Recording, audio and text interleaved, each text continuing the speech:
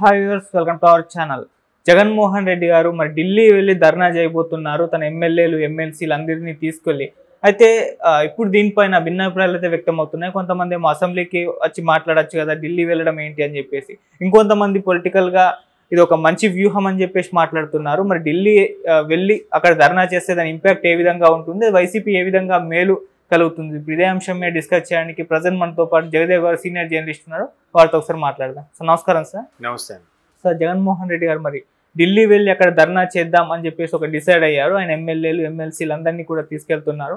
మరి ఇది ఎందుకు అంటారు, ఇది ఎంతవరకు ఇంపాక్ట్ చూపిస్తుంది, వైసీపీకి ఏ విధంగా మేలు జరుగుతుంది, మీరేం చెప్తారు సార్ దీని గురించి? మేలు జరుగుతుందో లేదో తెలియదు కానీ ప్రస్తుతానికి పార్టీని కాపాడుకునే ప్రయత్నంలో ఉన్నాడు ఆయన.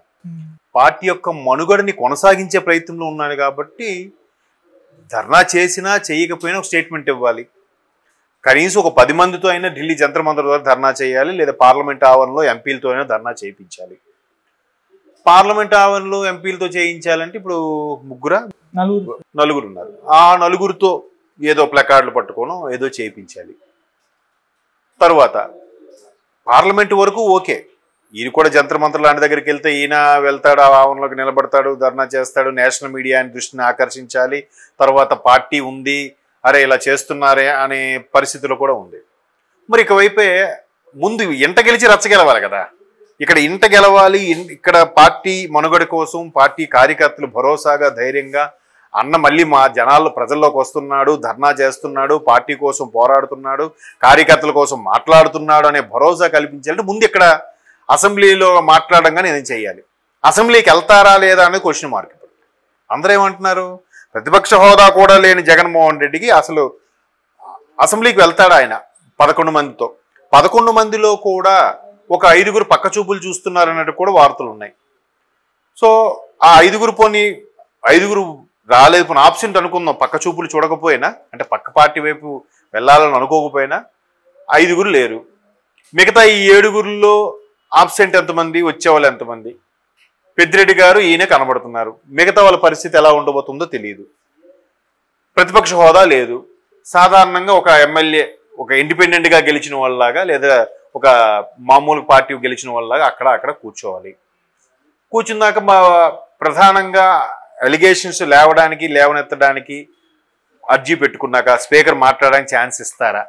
ఇవ్వరా. పైగా స్పీకర్గా ఉన్నది మన అయ్యన్న గారు.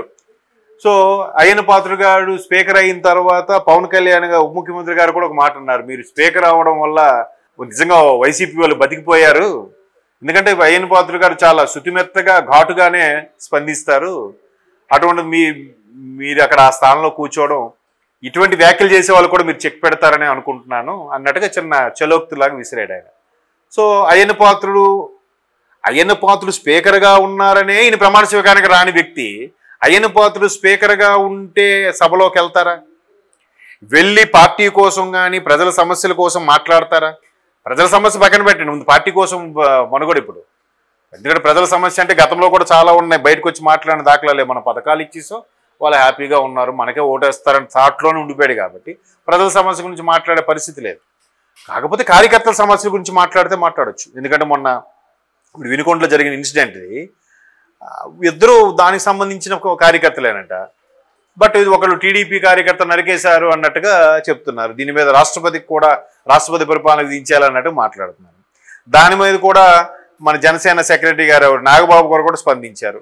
అలా అనుకుంటే గత 5 ఏళ్ళు రాష్ట్రపతి పాలనే ఉండాలి, అప్పుడు ఎవరేం మాట్లాడారంటే ఒక్క ఇన్సిడెంట్ 4 రోజులు కూడా అవ్వలేదు, ఒక ఇన్సిడెంట్ జరిగింది, ఆ ఇద్దరు మీ వాళ్ళు అయినప్పుడు కూడా మళ్ళీ రాష్ట్రపతి పాలన అంటున్నాం, ఇంకా ఈ మాటలు మానలేదా?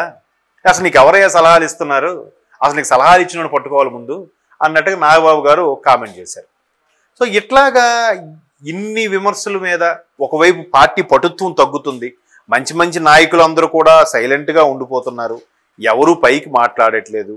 ఒకవైపు పైకి మాట్లాడే జగనన్న మీద ఏగవాలితే స్పందించే నాయకులు ఒక్కొక్క రకమైన స్కాముల్లో ఇరుక్కునే అవకాశాలు కనిపిస్తున్నాయి. ఎందుకంటే అవి ఎంతవరకు వాస్తవమో తెలియదు. ఎందుకంటే రోజా గారు ఏదో 100 కోట్ల స్కామ్ అని ఎలిగేషన్లో ఉన్నారట, కొడాల నాని గారు ఏదో కబ్జాకు సంబంధించిన ఇష్యూలో ఉన్నారంట, అంబటి రకరకాలుగా, తర్వాత అనిల్ కుమార్ గారు, ప్రతి ఒక్కరిది కూడా ఏదో ఎలిగేషన్ ఉంది అన్నట్టుగా వార్తలు వస్తున్నాయి. ఎంతవరకు వాస్తవం తెలియదు.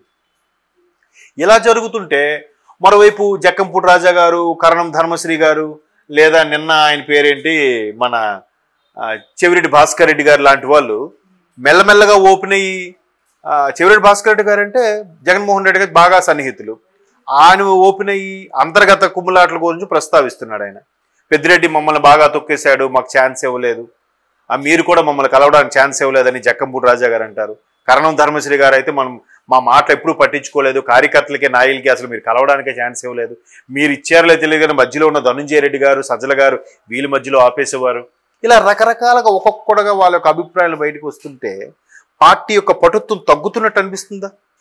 అరే వీళ్ళు వెక్స్ అయిపోయి బయటకు చెప్తున్నారా, లేదా పక్క పార్టీకి వెళ్ళిపోవడానికి ఈ విధంగా బయటకు ఓపెన్ అయి మాట్లాడుతున్నారా అనేది తెలియదు.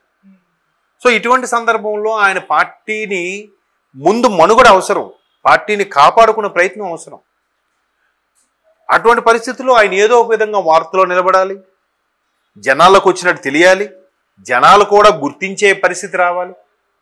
మరోవైపు పార్టీ ఉంటుందా లేదా, కాంగ్రెస్లో విలీనం అయిపోతుందంట, బీజేపీతో కూడా కలిసే ప్రయత్నం కూడా చేస్తున్నారంట, ఒకవేళ కాంగ్రెస్లో విలీనం అయితే ముందు షర్మిలా గారిని కలుపుకుపోతారంట, ఇలాగ అన్ని అట అని మాటలు వస్తున్నాయి.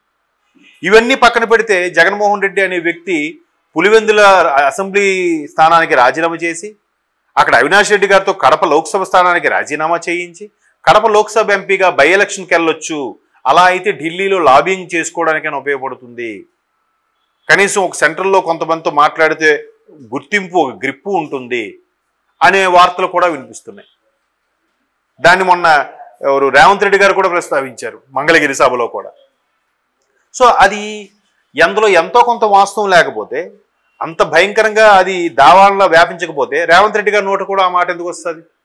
అలాగాని వస్తే మా షర్మిలమ్మ నేను ఖచ్చితంగా కడప నుంచి గెలిపించుకుంటా, అవసరమైతే సందులు గొంతులు కూడా తిరుగుతా అన్నాడు ఆయన కదా. మరి ఇన్ని పరిస్థితుల్లో ఈయన ఏ విధంగా ధర్నా చేయడానికి పార్టిసిపేట్ చేస్తాడు, ఎలా పార్టీని కాపాడుకుంటారనేది మనం వెయిట్ చేసి చూడాల్సిందే.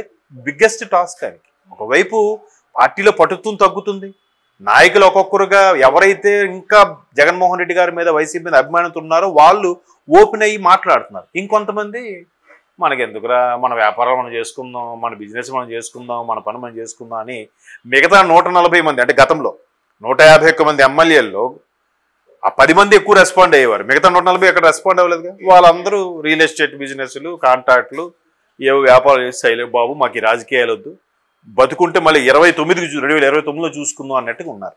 ఇప్పుడు మళ్ళీ వాళ్ళందరినీ సమాయత్తం చేయాలి, పార్టీ పటుత్వానికి కన్నా ముందు మనుగడకి కోసం పాటుపడాలి. మరి జగన్మోహన్ రెడ్డి గారు ఏ విధమైన వ్యూహాలు పడుతారో చూడాలి.